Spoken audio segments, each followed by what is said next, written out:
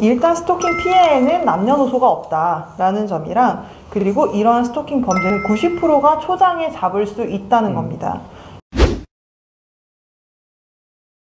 안녕하세요. 최근 과거 연인의 스토킹이 강력 범죄로까지 이어지는 일이 정말 많은데요. 여기에 관하여 저희가 사건을 처리해본 경험이 있기에 논의를 해볼까 합니다. 네, 생각보다 정말 많은 사람들이 전 애인으로부터 스토킹을 당하는 일이 많은데요. 일단 무작정 연락을 하는 걸 넘어서 직장이나 자택으로 찾아온다던가, 혹은 각종 이메일이나 SNS 계정을 해킹한다던가, 심지어는 성관계 동영상을 유포하겠다, 혹은 가족들에게 위해를 가하겠다, 이런 협박까지 서슴지 않는 경우가 너무 많습니다. 그리고 그중 일부가 강력범죄로까지 이어지는 구조입니다. 네, 주로 여성분들이 많이 피해를 입으시는 것 같아요. 경찰에 신변보호를 요청을 한다고 하더라도 실질적으로 24시간 밀착하여 누군가를 보호해주기는 이제 쉽지 않기 때문에 결정적일 때 도움을 못 받게 되는 케이스가 있지 않나 싶습니다.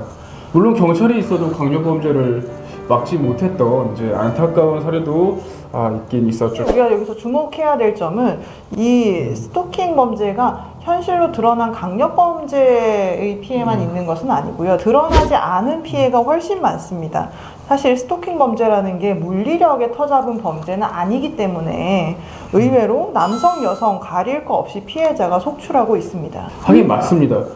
저희 의뢰인 중 정말 건장한 남자분들도 스토킹으로 인해서 일상생활을 못하시고 우울증, 공황장애, 심지어는 스트레스성 통풍까지 크게 고생하시는 분들이 있거든요.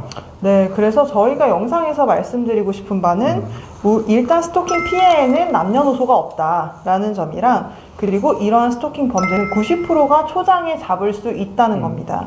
일반적으로 연인 간 스토킹의 경우 이 스토킹은 누군가 한 명이 결별을 고할 때부터 시작이 됩니다.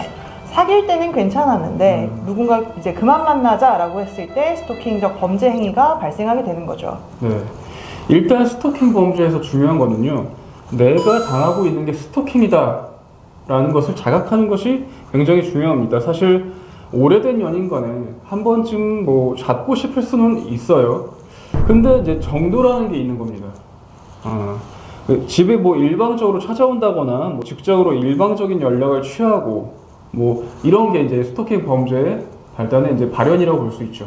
네, 거기서 더 나아가서 뭔가 피해자가 자신의 마음대로 되지 않는다고 생각하면 협박까지 이제 얹어서 하는 경우가 있는데, 이거는 또 별개의 협박죄가 성립을 하는 부분입니다.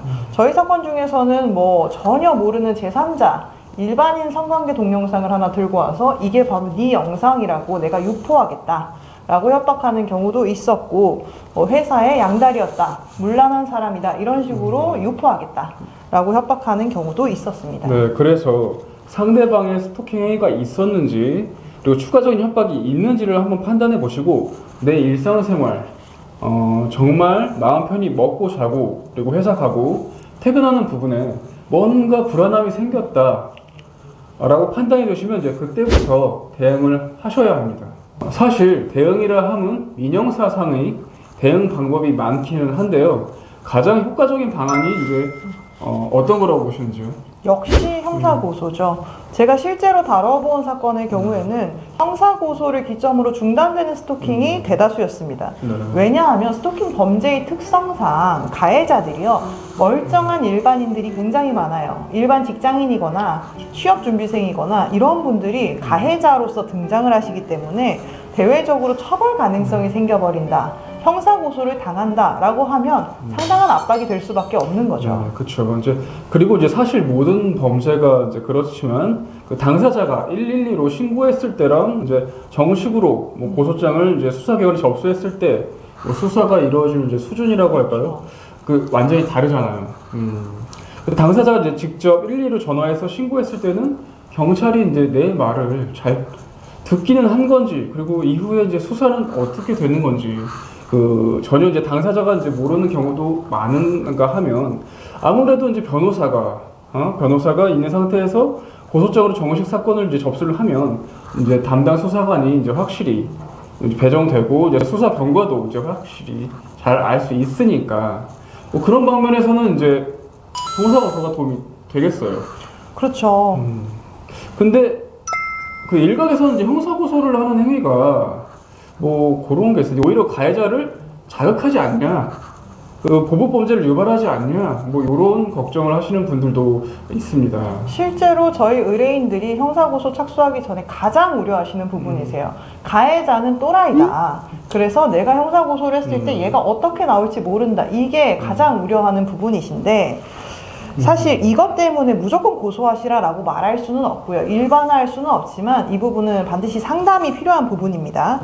다만 제가 한 가지 생각이 드는 건 가해자의 그 범죄 욕구, 범죄 행위가 정말 피해자의 신고 행위로 의해서 이제 유발되는 것이냐. 사실 이거는 전형적인 가해자 측의 논리거든요. 그렇죠. 네가 나를 자극했기 때문에 내가 이렇게 하는 거야 라는 것이 이제 가해자 측의 입장인데, 사실 저는 뭐 범죄 심리학자는 아니지만 피해자분들은 대부분 잘못해서 이 일을 당하시는 게 아니세요. 범죄를 당하시는 게 아니고, 그렇다고 보복이 두려워서 신고를 안 한다. 그렇다고 해서 이 가해자가 이 행위를, 범죄 행위를 멈추지는 않는다고 저는 생각을 합니다.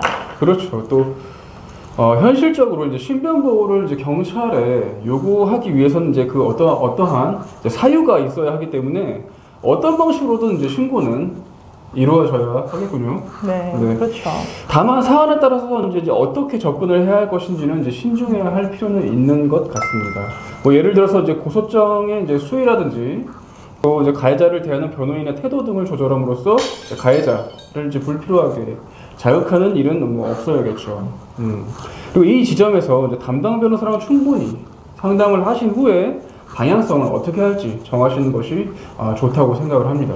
네, 일단 무엇보다 스토킹 범죄는요, 특성이 있는 것이 내 개인적인 사생활 안에서 벌어지는 범죄인 만큼 피해자도 나 한 명일 가능성이 높고 목격자도 내가 전부일 가능성이 높습니다. 따라서 증거나 증인 확보가 충분히 되지 않을 가능성이 너무나 많아요.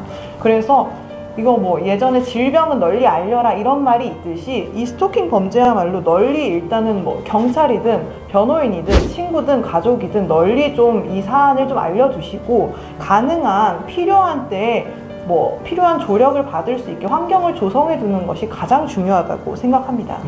네. 오늘은 저희 차율과 함께 이제 스토킹 범죄에 관해서 한번 이제 말씀을 나눠봤는데요. 내가 지금 이제 스토킹 범죄에 해당이 되는 것 같다.